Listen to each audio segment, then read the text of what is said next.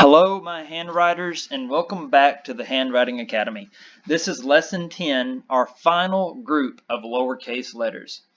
So if you remember, 2 lessons ago, we talked about our transition group, right? The U, I, E, L, K, Y, and J. And all of those lowercase letters that didn't really belong in a group. Well, the final group, for Lesson 10, are the lowercase letters that take that extra time to teach. Now, let me fix this here. There we go. Now, one of the things to keep in mind is that if these letters show up in your student's name or the school name where they go, or if they're very common, you feel free to break out of the confines of the structure that I'm presenting to you and make it work for what's best for your kid. But typically, the last 4 letters, as far as print goes, out of all the uppercase letters, out of all of the lowercase letters, the last 4 letters that we teach are F, Q, X, and Z. So why is that, right?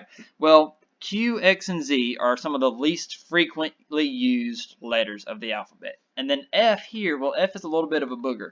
It's a little difficult because you have this starting spot that floats out there in space. And let me show you what I mean there before we go into our Q, X, and Z. Here we go. All right, so you have your traditional handwriting prompt here, right? You have your lovely little dotted line. Now, majority of your letters are going to start up here on the top line, or they're going to start down here. But F is weird because it starts kind of out here in the middle of nowhere, right? You start here and you come down and then you cross. So you have this floating start space.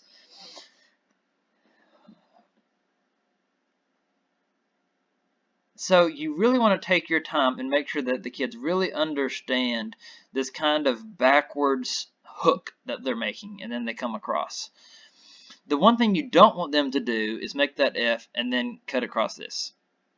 Or kind of have an F that has a very small hook at the top and it can look almost like a T. I don't know if you've ever seen your students write like that, but that's fairly common too.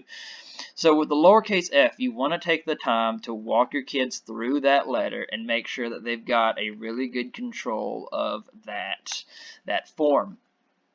Now Q, you can come back to that magic C, right?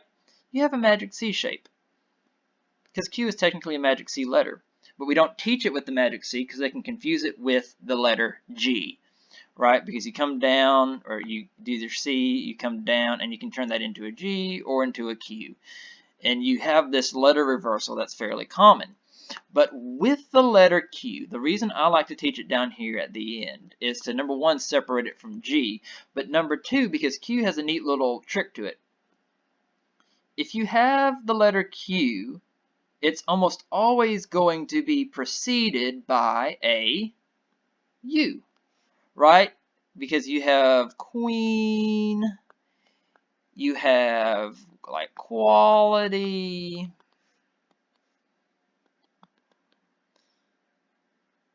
so U and Q are what I've heard some elementary teachers call they're married, right? Q and U are married. They're almost always together. You always see them out in public together. You never see them by themselves. And so you can teach Q that way by saying you start, oh, I erased it there. Let me erase all of this. But you start with that magic C shape. You go up, but then instead of making a G, you make that little Q. And there you have the Q shape. So you make the magic C, you come up, and then you go down like you're going to do a G, and you write a Q. Make sure that U is after the Q. And there you have it. Q and U, they rhyme.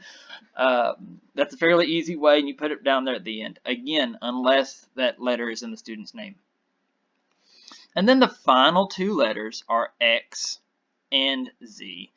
Now, these letters can be thrown into that capital partners category, but they're not very common. And so you don't really want to waste your students' time working on letters that they're not going to be writing a lot. And so we kind of put them there at the end. But if your kid goes to Xavier Middle School or, you know, Zedediah's High School or whatever.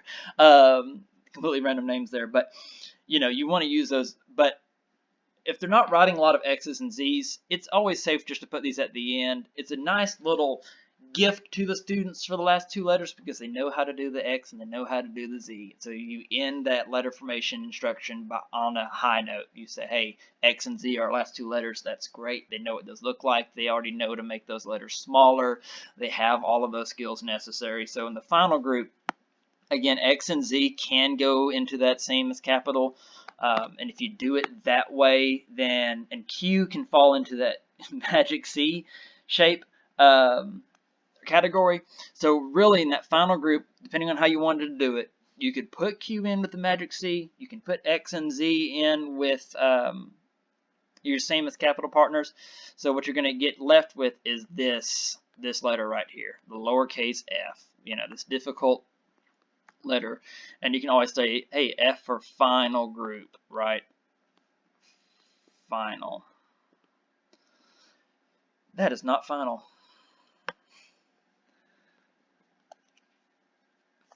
Final group. There you go. All right. Don't make fun of my spelling. But there you have it. That's the last four letters of your lowercase writing instruction. It's a little trickier, but your students will get the hang of it, and yeah, so next time you check in for lesson 11, we're going to be jumping into our cursive letters and the importance of cursive. In fact, lesson 11 is not going to be a instructional video like this one. It's going to be back to one of the slideshows as we talk about the importance of teaching cursive, some of the evidence to back why your students or your children should write in cursive, because you really have to have a good understanding of its importance in order to advocate for it in your schools. Because I have a lot of parents who want their kids to write in cursive, but their kids kind of get turned away from it by the school or by the teacher. So I know this video ran a little longer than some of the other ones, but I greatly appreciate you checking in, and I'm excited about jumping into cursive for the next video. I will see you guys next time.